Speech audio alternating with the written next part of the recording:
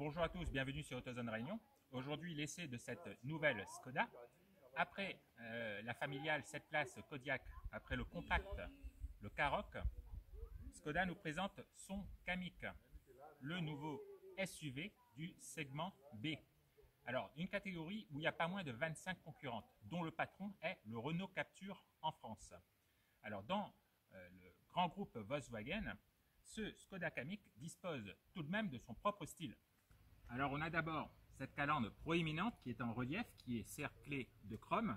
Ensuite, une première chez Skoda, on a ces blocs phares qui sont séparés, les feux de jour à LED et à défilement pour les clignotants. Et ensuite, on a les feux qui sont full LED adaptatifs. Sur notre finition style, on a le bas du bouclier qui est couleur gris platine. Alors un profil classique mais élégant, avec quelques arrêts de vive au niveau de la carrosserie. Aujourd'hui, dans notre finition style, on a les jantes en 18 pouces, ainsi que les barres de toit en aluminium. Et puis, bien évidemment, on remarque la garde-sol qui est majorée. Alors, un haillon assez moderne dans son dessin, avec des surfaces qui sont lissées. Et puis, on retrouve des feux anguleux, totalement à LED. Et on retrouve le gris platine pour le bas du bouclier.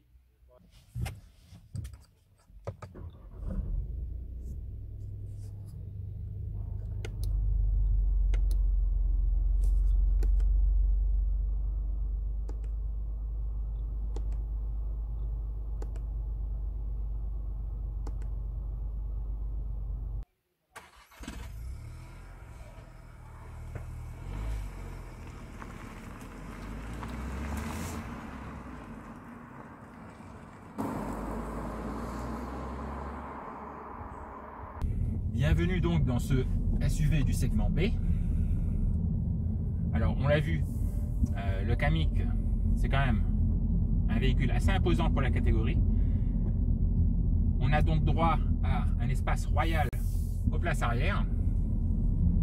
Alors dommage, la banquette n'est pas coulissante, ce qui fait que le coffre, lui, il a une capacité de chargement fixe de 400 litres. Bon, c'est déjà pas mal.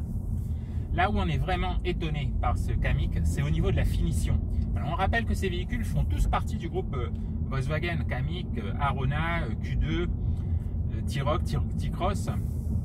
Alors là, on apprécie déjà le dessin de la rectiligne de la planche de bord, et puis les différents matériaux, du plastique noir laqué, du plastique type alu, cet habillage plastique couleur bronze, et puis on a tout ce qui est plastique moussé. Alors là on est vraiment étonné parce que rien dénote.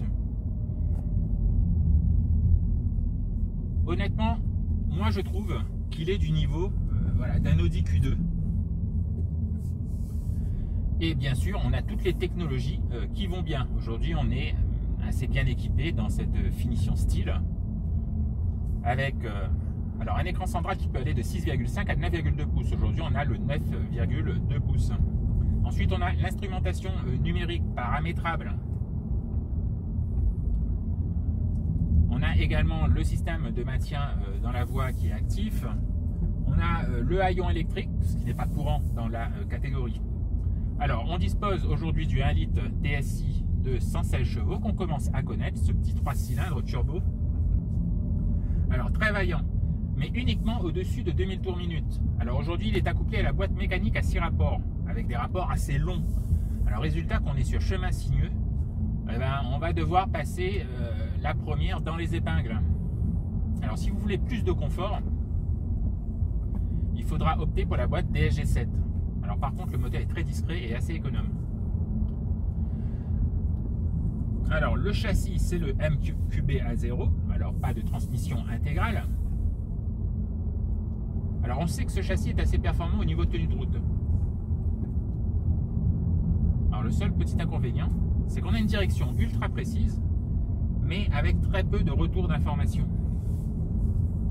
Donc on sait que ça tient la route, mais on est un peu justement coupé de la route. Ce qui est un peu dommage. Bon après c'est pas une sportive, hein.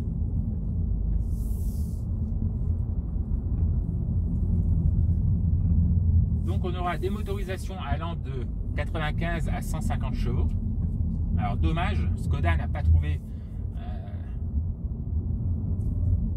ne l'a pas équipé ou ne l'équipera pas de version hybride, ce qui est très à la mode actuellement. Alors pour ceux qui sont par exemple allergiques au diesel. Voilà, c'était donc un petit essai de ce Skoda Kamiq, qui est pour moi un choix très intelligent, puisque il ne lui manque à rien. Son niveau de finition est assez incroyable, et puis les équipements sont technologiques. Voilà, nous on vous dit à très bientôt sur AutoZone Rayon pour un prochain essai. À bientôt.